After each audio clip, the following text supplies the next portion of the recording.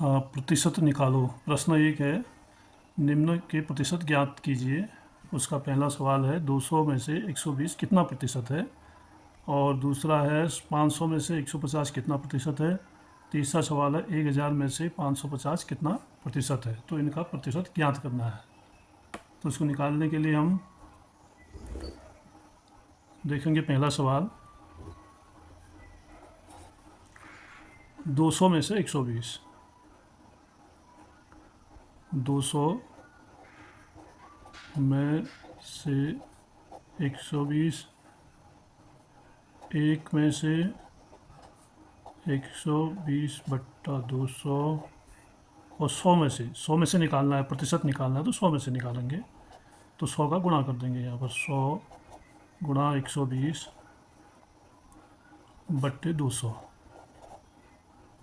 तो हल करेंगे, 2 शून्य से 2 शून्य कट जाएंगी, बचेगा 120 बट्टे 2 और 2 का भाग दे देंगे। तो 2 छक्का 12, 2 शून्य की शून्य, यानी 60%। 200 में से 120 60% बताता है। फिर अगला प्रश्न है दूसरा, 500 में से 150। 500 में से 150, एक में से 150 बट्टे 500 और 100 में से, क्योंकि प्रतिशत बताना है इसलिए 100 में से 100 गुणा 150 बट्टा 500।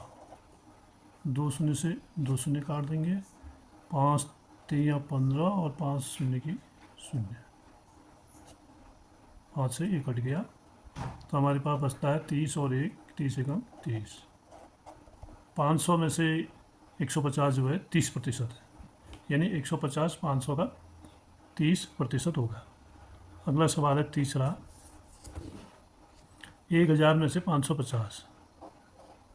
1000 में से 550 कितना प्रतिशत है। तो 1 में से 550 बट्टे 1000 और 100 में से, प्रतिशत बताना है तो 100 में से 100 गुणा 550 बट्टा 1000। तो यहाँ पर 3 शून्य है, 1 शून्य से 1 शून्य कटा और 2 शून्य से 2 शून्य कटे और बच गया 55। यह आता है 55%, यानी 550 जो है वो 1000 का 55% होता है। तो यहाँ पर हमने प्रतिशत की जानकारी ली। धन्यवाद।